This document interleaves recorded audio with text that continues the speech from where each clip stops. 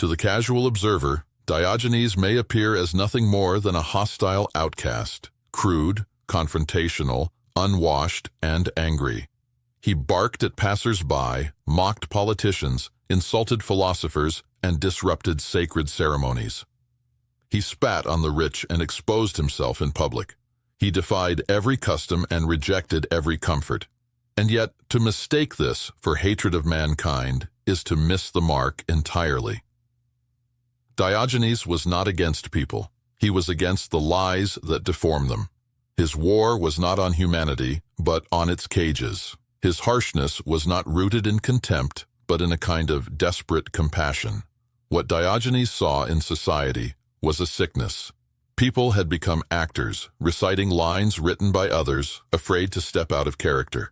They bowed to customs without understanding them, praised ideals they did not live by, and feared judgments from people they did not respect. The self had become a costume, and Diogenes, like a surgeon with no time for pleasantries, tore it off. He shocked, not to amuse or offend, but to shatter the illusion that life must be lived under layers of pretense. The man who tells the truth is always unwelcome in a house of lies, and Diogenes was nothing if not brutally honest. But underneath that rough exterior was a longing, not for destruction, but for clarity. He believed that every human being possessed the potential for freedom and virtue. What stood in the way were not physical chains, but social expectations, false needs, and cowardice disguised as politeness. He did not mock out of cruelty. He provoked because polite lies cannot be reasoned with. They must be snapped. When he defaced currency, lived in a barrel, or begged without shame, he was offering an alternative, a vision of life that did not rely on fear, debt, or approval. Even his most offensive acts had meaning. When he masturbated in public, it was not to indulge desire, but to ask, why should we hide what is natural? Why should a man be ashamed of necessity but not of deceit? When he ate in the marketplace, when he slept outside temples, when he mocked processions, he was not scorning humanity. He was pleading with it. Stop living like prisoners. You were not born to obey fiction. His irreverence was medicine. Bitter, yes, but meant to awaken the parts of the soul that had been lulled to sleep by comfort and convention. There is compassion in that kind of honesty.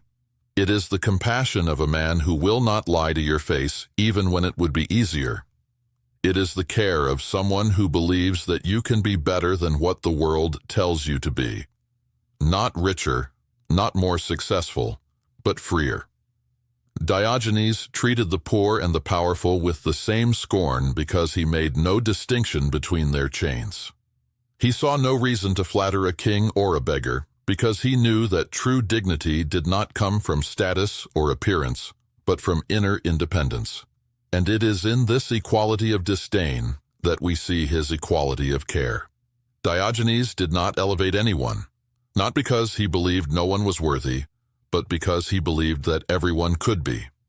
The path to worthiness, to virtue, to peace, lay not in rising above others, but in stripping oneself of illusions. Only when we drop the masks, abandon our borrowed values, and meet each other in the raw simplicity of being, do we begin to live, not as citizens, titles, or roles, but as human beings. His confrontations were an education. His ridicule was a challenge. His contempt was a mirror. And if his methods wounded, they did so in the way a thorn pricks a sleeping limb, to wake it up. Diogenes saw that compassion does not always wear a smile. Sometimes it growls, sometimes it spits, sometimes it shouts, but it always, in its truest form, aims at the good of the other. He had no interest in making people comfortable. He wanted to make them free, and so he lived without possessions, without status, without comfort, not as a punishment, but as proof. Proof that a man could shed all of society's claims and remain whole. Proof that virtue required no platform, no institution, no followers. Proof that a life lived in harmony with nature, unshackled from illusion, is possible, however much the world may sneer. Diogenes may have been harsh, but he was never hollow. He may have rejected the world, but only because he hoped it could be better. Not through reform, not through revolution, but through individual awakening. His compassion was not tender, but it was real. It lived in his refusal to lie. It lived in his demand that others open their eyes. And it lived in his own fearless, unapologetic existence. A life that, though spat upon in its time, remains centuries later as a living reminder that sometimes the most honest love wears the face of defiance.